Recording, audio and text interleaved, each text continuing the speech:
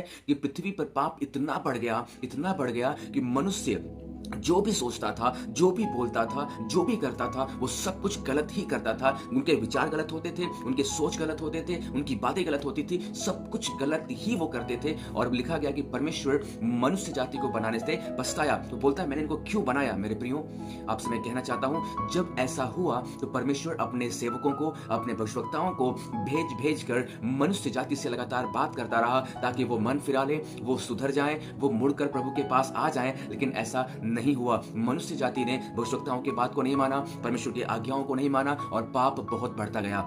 और बढ़ते हुए पाप को देखते हुए परमेश्वर ने निर्णय लिया कि मनुष्य जाति को, पूरे पृथ्वी को जल प्रलय के द्वारा नाश करना है, खत्म करना है। और उन्हीं के बीच में से एक परमेश्वर का दास, जो जिसका नाम कि नूह था, और उसका परिवार जो धर्मी व्यक्ति जाना जाता था। धर्मी का मतलब जो परमेश्वर की बातों को मानता है, जो परमेश्वर की आज्ञाओं को मानता है। तो उन सारी पापी दुनिया में, पापी लोगों के बीच में एक धर्मी व्यक्ति जो परमेश्वर की बात को मानता था, परमेश्वर ने उसको चुना और उसको आज्ञा दी कि जल प्रलय से पहले तुम्हें एक नाव बनानी है, तुम्हें एक जहाज बनानी है जो जल में चलने वाली होती है। और उसकी लंबाई कितनी होनी चाहिए, उसकी चौड़ाई कितनी होनी चाहिए, उसमें क्या क्या होना चाहिए, किन किन जानवरों को उसमें रखना है, किन किन पक्षियों को उसमें रखना है, और तुम्हारे परिवार के साथ उसमें प्रवेश करना है, क्योंकि मैं इस पृथ्वी को नाश करने वाला हूं जल प्रलय के द्वारा। और नूह ने वैसा ही किया। नूह ने बहुत बड़ा विशाल जहाज को बनाया। मेरे प्रियो, मैं आपसे कहना चाहता हूं कि इसमें एक बहुत रहस्य की बात है। नूह ने बहुत बड़े विशाल जहाज को बनाया, लेकिन वो जहाज यात्रा करने के लिए नहीं बनाई गई थी, कहीं जाने के लिए नहीं बनाई गई थी। या उस जहाज में एक सीक्रेट बात बताऊं आपको मैं, तो उसमें सबसे पहली बात, उसमें स्टीयरिंग नहीं थी, उसमें कोई भी हैंडल नहीं था। वो नूह उस जहाज का कैप्टन नहीं था, नूह उस जहाज में यात्री था। लेकिन उस जहाज का कैप्टन